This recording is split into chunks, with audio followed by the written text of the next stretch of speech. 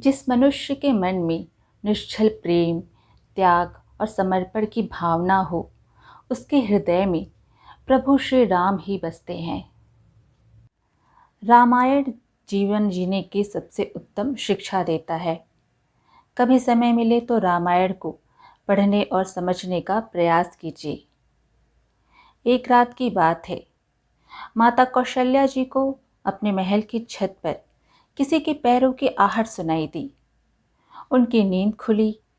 उन्होंने पूछा, कौन है? मालूम पड़ा सबसे छोटी बहू यानी शत्रुघ्न जी की पत्नी श्रुतकीर्ति जी हैं। माता कौशल्या जी ने उन्हें नीचे अपने पास बुलाया। श्रुतकीर्ति जी आईं। उन्होंने माता कौशल्या जी के चरणों में प्रणाम कर वहीं खड़ी रह गईं। माता कौशल्या जी ने पूछा, बेटी श्रुति, इतनी रात को अकेली छत पर क्या कर रही हो?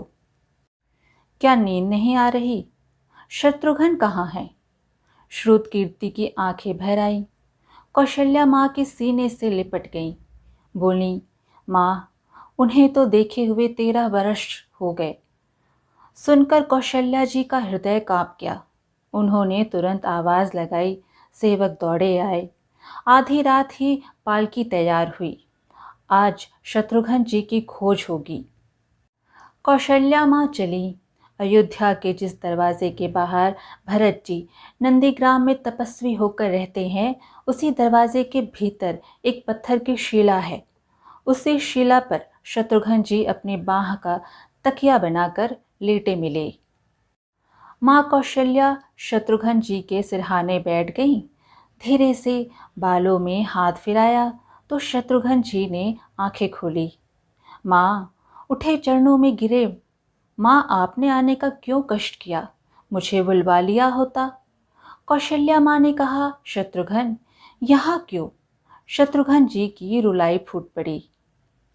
बोले, माँ, भैया राम जी पिताजी की आज्ञा से वन चले गए। भैया लक्ष्मण जी उनके पीछे चले गए। भैया भरत जी भी नंदीग्राम में हैं। क्या ये महल, ये रथ, ये राजश्री वस्त्र विधाता ने मेरे लिए ही बनाए हैं? शत्रुघ्न जी की बात सुनकर माता कौशल्या जी निरुत्त रह गईं। देखिए, क्या है ये राम कथा? भोग की नहीं, त्याग की कथा है।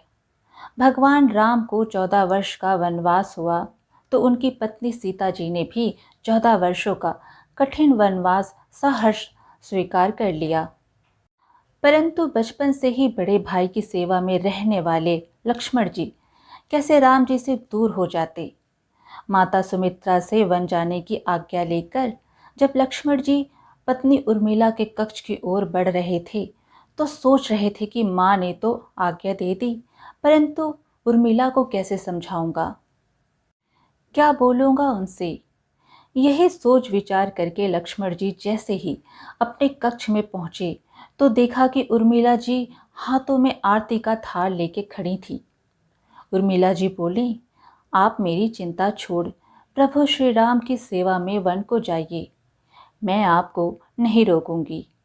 मेरे कारण आपकी सेवा में कोई रुकावट न आए, इसलिए साथ जाने की जिद भी नहीं करूंगी।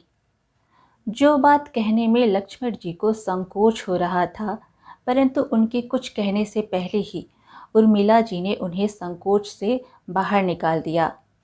वास्तव में यही पत्नी का धर्म है। पति संकोच में पड़े उससे पहले ही पत्नी उसके मन की बात जानकर उसे संकोच से बाहर कर दे।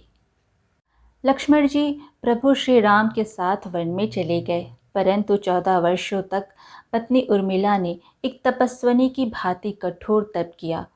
वहाँ वन में लक्ष्मण जी प्रभु श्री राम एवं माता सीता की सेवा में कभी सोए नहीं, परंतु उर्मिला ने भी अपने महलों के द्वार कभी बंद नहीं किए और सारी रात जाग जाग कर उस दीपक की लौ को बुझने नहीं दिया।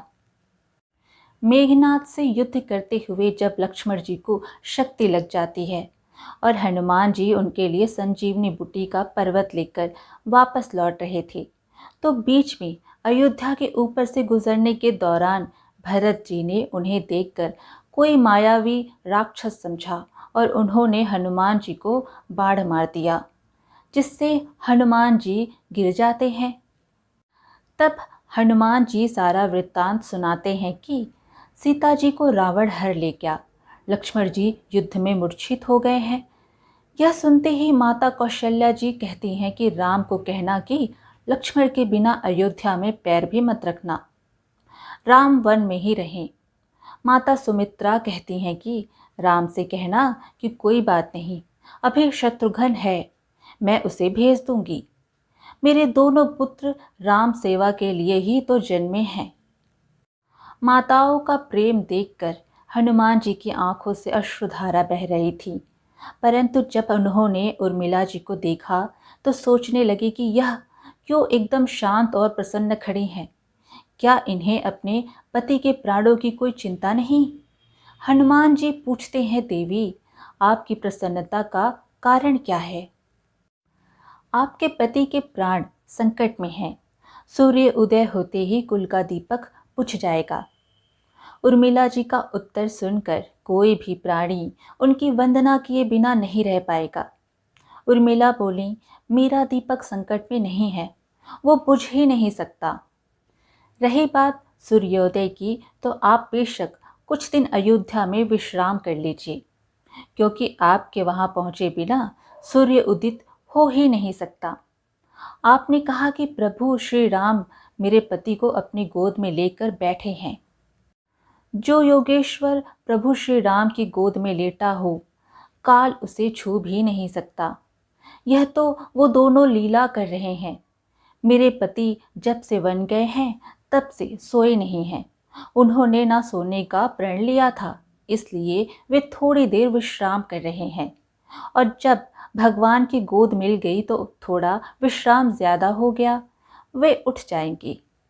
और शक्ति मेरे पति को लगी ही नहीं, शक्ति तो प्रभु श्री राम जी को लगी है। मेरे पति की हर श्वास में राम है, हर धड़कन में राम, उनके रोम रोम में राम है, उनके खून की बूंद बूंद में राम है। और जब उनके शरीर और आत्मा में ही सिर्फ राम है तो शक्ति राम जी को ही लगी है, दर्द राम जी को ही हो रहा। इसलिए हनुमान जी आप निश्चिंत होके जाएं, आपके वहां पहुंचे बिना सूर्य उदित नहीं होगा। राम राज्य की नींव राजा जनक जी की बेटियां ही थीं, कभी सीता तो कभी उर्मिला। भगवान राम ने तो केवल राम राज्य का कलश स्थापित किया, परंतु वास्तव में राम राज्य तो इन सब के प्रेम, त्याग, समर्पण और बलिदान से ही आया। लक्ष्मण सा भाई हो, कौशल्या माई हो, स्वामी तुम जैसा मेरा रघुराई हो। नगरी हो अयोध्या से रघुकुल सा घराना हो, चरण हो राघव के जहाँ मेरा ठिकाना हो त्याग भरत जैसा, सीता सी नारी हो, लव कुश के जैसी संतान हमारी हो, श्रद्धा और श्रवण जैसी सबरी सी भक्ति हो, हनुमत के जैसी निष्ठा और शक्ति हो। जय श्री राम। इस प्रकार आज की कथा यहीं पर समाप्त हुई। फिर मिलेंगे एक और धार्मिक कथा के साथ। वीडियो पसंद आए तो लाइक शेयर ज़रूर करें, और धार्मिक कथाएं सुनने के लिए हमारे चैनल को सब्सक्राइब कर लीजिए। धन्यवाद।